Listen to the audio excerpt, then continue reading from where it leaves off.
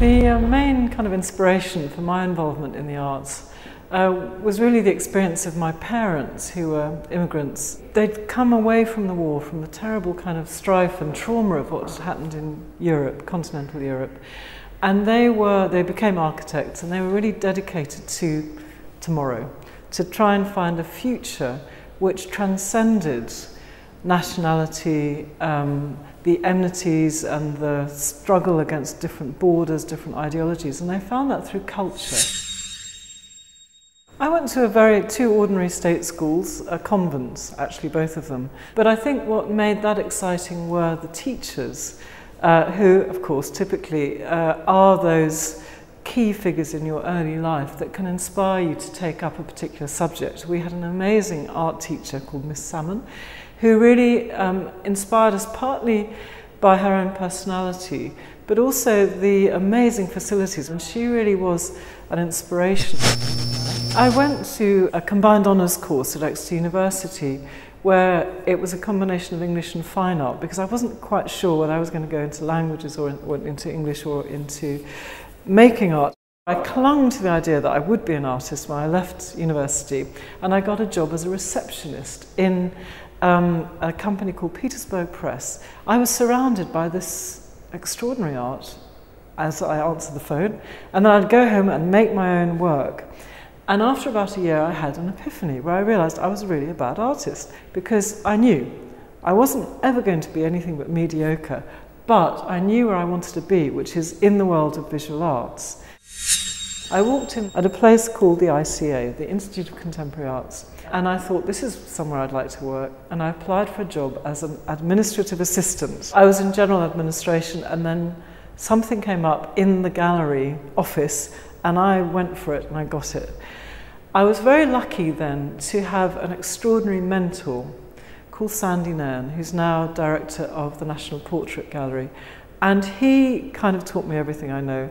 And that's another step, I think, in building one's career, is when you find somebody who's a little bit further along than you, but can actually give you guidance, support you in sort of exploring the world. After the ICA, where I ran a programme, I became director of exhibitions and ran a programme. But before I did that, I left and went to run an artist space called the Air Gallery. And this was a space which had no money and no staff. So I did everything. I cleaned the toilets, I chose the artist, I wrote the press release, I painted the walls, I hung the work, and I invigilated. It's a brilliant experience. If you haven't cleaned a toilet in a gallery, you'll never know how important they are. And also working with artists, hanging work, having tried to be an artist myself, that was a great experience to know what the struggle is. I'd been through that, and that gave me a tremendous, hopefully, empathy with artists. And I was part of the team that set up the new Tate Modern before it existed. Wonderful experience, 5 years of bliss, extraordinary. In 2001, I got a call, would I like to apply to the Whitechapel? And I said, yes, please, and I went through the process and so forth. And I was offered the post of director. And I had to make a decision. You know, I was leaving one of the most prestigious ocean liners in the world for a small yacht. But what was exciting was that I could be the boss. The day-to-day organisation of a gallery like the Whitechapel is really dictated by the rhythm of exhibition changes. We have 4 seasons a year, and within those seasons, exhibitions are arriving, being unpacked and then being installed. But that is the final part of the process. It's like making a movie. There's the idea at the beginning of the process, there's the discussion about what's relevant within a very crowded cultural landscape, there's approaching different artists, forging relationships with other museums to partner on a project, and then there's the process of moving towards the exhibition. The key skills for a gallery director are, in my view, passion for the subject.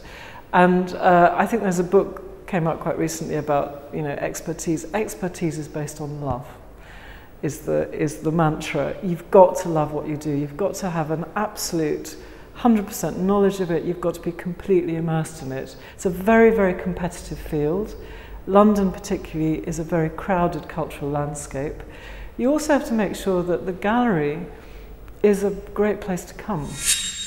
There are a number of very inspiring figures in the contemporary art scene, and certainly in London I would cite a colleague called Jenny Lomax. She runs the Camden Art Centre, which has got to be one of the most consistently brilliant programmes. It's quite low key, but what's also a great pleasure about it is that she's designed the building in such a way that it has a garden, it has a cafe, it has a wonderful bookshop. So it's a place that families can go, but it's a kind of holistic, integrated approach to space. And I think that's the key to her brilliance, but also the way that our institutions can run in the future. I feel actually recessions are always time of the most innovation. I'm sure we'll see artists colonising empty spaces, and I think it's a time when the private sector should offer up their resources for a kind of creative invasion, which I'm sure we're going to see take place.